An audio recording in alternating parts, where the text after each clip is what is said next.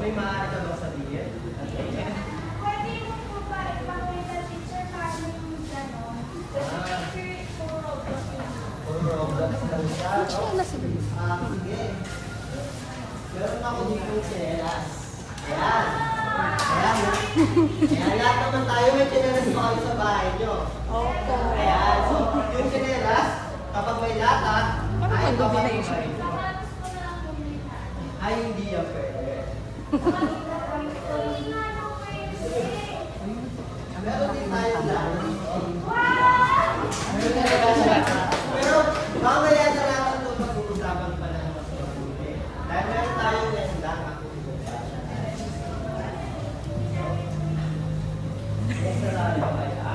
Piko. Sino ba dito ay may alam sa piko? Ano yung piko? Yung gano'n. Yung kinukuha mo yung ano sa amin. Maaari ka mo lahat sa kamay. Yung bata. Minecraft.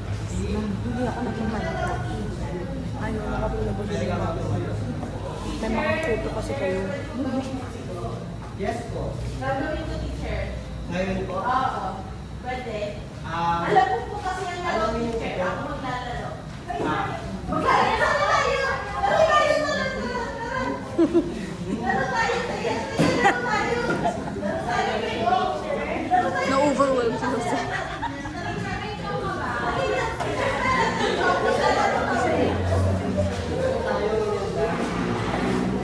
paano mo ba ipakita ko? Paano ba sinalaro mo?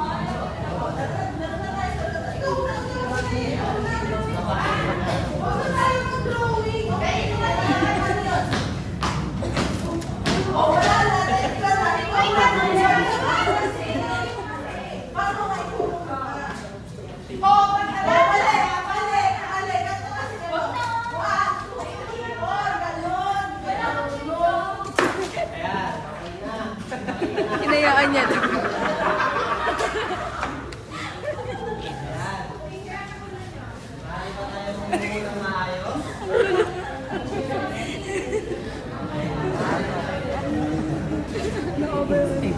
Ngayon na natin maaari ba tayo kumainit na?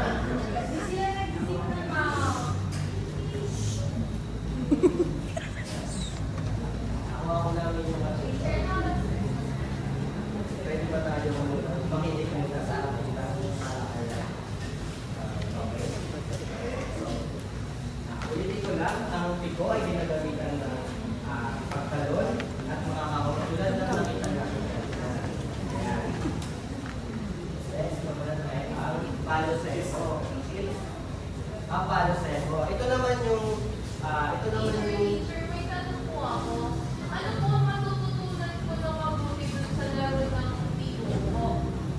ayan, pwede tayong matuto ng ng koordinasyon ng katawan. Katulad ng Teacher, ano po yung coordination? Hindi ko po alam.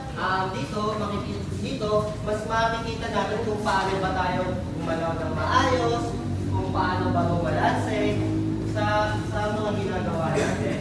Diba? Dito, mas tinuturuan tayo dito na bumalanse ng maayos upang hindi tayo madapa.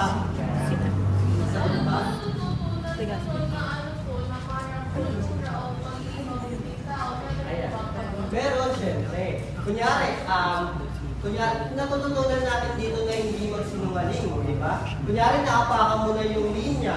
Di ba? Kailangan mo sabihin na, naapakan mo na yung linya. Yung sunod na naman, yung tataya. And also, natututunan din natin dito yung patient o yung pag-aantay, di ba? Kailangan natin antayin kung sino yung susunod. Teacher, wala sa dating. Mas galing na nagalit sa tao. Nakaway niya kami. Tingay mo naman kay. Kuya na naman, nakaaway na naman siya. Pwede ba tayong tumahimik muna?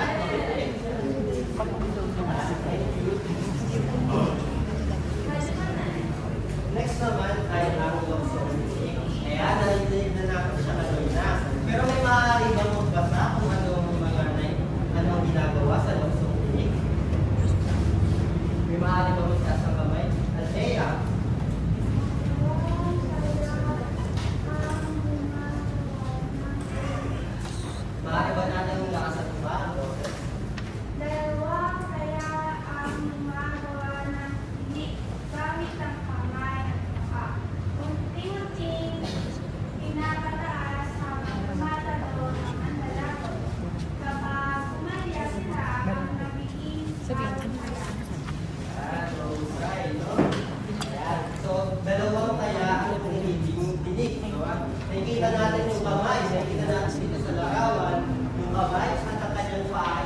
ginawa nilang tinik. At ang manitira naman, ang titira na kailangan ay hindi dumikit sa ginawang tinik ng mga taya. Ayan, so, palagi natin tatandaan, sa luksong tinik, kailangan meron kang ka-partner.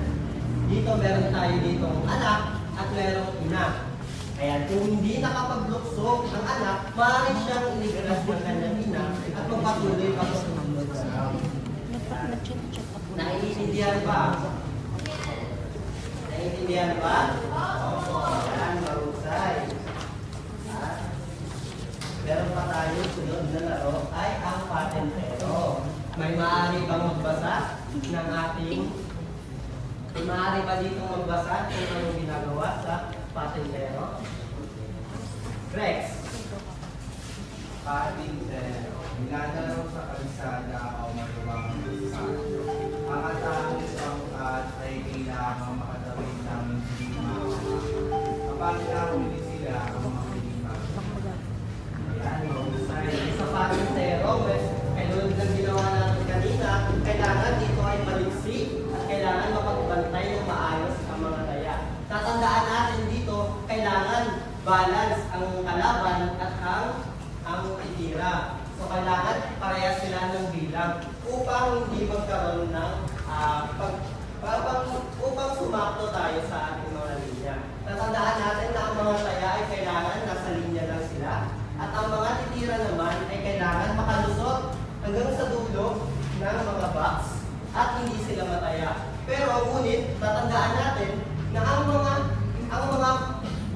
titira ay kailangan hindi sila mataya. Ngunit pag nataya ang isa, lahat ng mga tumira ay magiging panibagong taya. Ayan. Ayan. So ano nga? Ayan. Ito natin ang talagaan ng laro ng lahi. Ayan. So ano nga ba yung mga kalagaan ng laro ng lahi? Unang-una, sa kultura. Yung maaari bang magbasa patungkol sa kultura? Dito sa linya na to. Ayan, sa linya. Kultura, sumisimulo ng ating tradisyon at pagkakilanlan bilang Pilipino. Ayan. Ayan. Sumisimbolo siya ng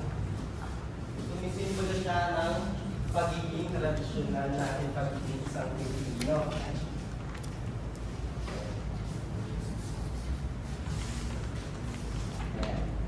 So, di ba, kultura, siya ang nagsisimbolo ng ating pagiging isang Pilipino.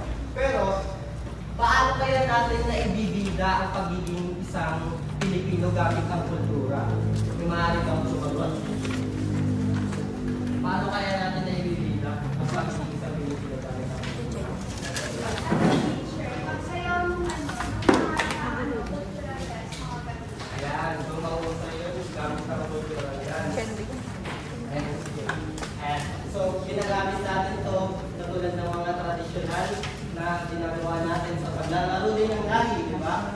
Kapag naglalaro tayo ng laro ng lahi, napapamalas din natin ang pagmamahal natin sa kultura.